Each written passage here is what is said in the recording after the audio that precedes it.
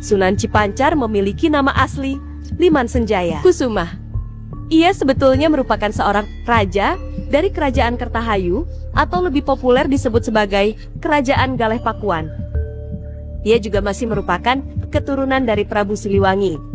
Prabu Wijaya Kusumah dikenal sebagai raja yang sakti, kuat, pemberani, dan tidak pernah tunduk kepada siapapun dan jenis makhluk apapun. Prabu Wijaya Kusumah juga merupakan seorang tokoh penyebar agama Islam di Garut yang terkenal akan ketaatannya kepada Allah. Padahal ayahnya sendiri merupakan seorang penganut agama Hindu. Namun, Prabu Wijaya Kusumah memilih untuk menjadi seorang Muslim dengan bimbingan dari Raden Kian Santang. Raja yang satu ini merupakan putra Hande Liman Senjaya dan cucu dari Prabu Layakusumah, Kerajaan Rumenggong Kertarahayu. Prabu Layakusumah sendiri adalah menantu Prabu Siliwangi. Dengan demikian, Sunan Panser adalah buyut Prabu Siliwangi. Raden Kian Santang menghadiahkan kepada Sunan Panser satu buah Al-Quran ukuran besar dan sebuah pisau sekin yang bertuliskan lafaz Al-Quran, La Ikroha Fidin. Berkat Sunan Panser ini, Islam dapat berkembang luas di daerah Galeh Pakuan, sisi kerajaan terakhir Pajajaran.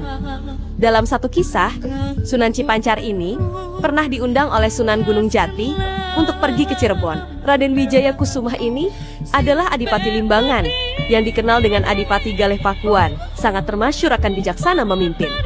Adipati Wijaya Kusumah sebagai pemuka tabir bahwa Balubur Limbangan mempunyai kekuatan batin dengan Cirebon dalam hal penyebaran agama Islam.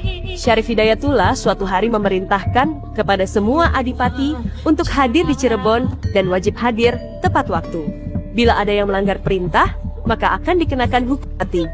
Upaya tersebut merupakan penanaman disiplin aparatur negara waktu itu. Maksud dari yang terpenting kumpulan itu guna menjelaskan tentang keunggulan ajaran agama Islam. Pada saat itu ditegaskan bahwa sebagai penganut Islam harus berjanji untuk menjalankan segala perintah agama dan tidak akan bertentangan dengan hukum-hukum serta menurut perintah Tuhan. Perjalanan dari Limbangan ke Cirebon saat itu sangat sulit. Karena itu, Raden Wijaya Kusumah datang terlambat. Sesampainya di pendopo ditangkap oleh para petugas dan akan dihukum dengan senjata miliknya. Tiba-tiba semua algojo itu terjatuh lemas ke tanah.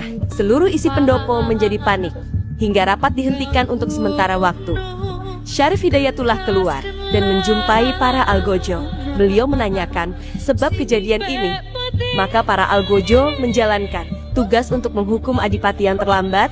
Syarif Hidayatullah menoleh kepada Adipati Galeh Pakuan. Maka mengertilah bahwa yang bersalah itu harusnya dihukum dengan tidak mengenal pangkat. Adipati Galeh Pakuan dengan ikhlas mempersembahkan kerisnya kepada Syarif Hidayatullah menjalani hukuman. Setelah keris berada di tangan Syarif Hidayatullah, terlihatlah lafaz Quran La Ikroha Fidin yang terukir pada keris tersebut. Maka Syarif Hidayatullah paham bahwa orang yang diizinkan memakai keris tersebut adalah orang yang sangat berjasa, karena keris tersebut adalah senjata pusaka dari Prabu Kian Santang, pendekar agama Islam. Akhirnya Syarif Hidayatullah tidak jadi menghukum dan mengumumkan kepada semua di dalam rapat bahwa Adipati Galeh Pakuan tidak jadi dihukum karena beliau merupakan orang yang sangat berjasa dalam penyebaran agama Islam. Dan sejak hari ini nama Galeh Pakuan diganti namanya jadi Limbangan, yang berarti bahwa Galeh Pakuan telah mengimbangi Cirebon dalam syiar Islam.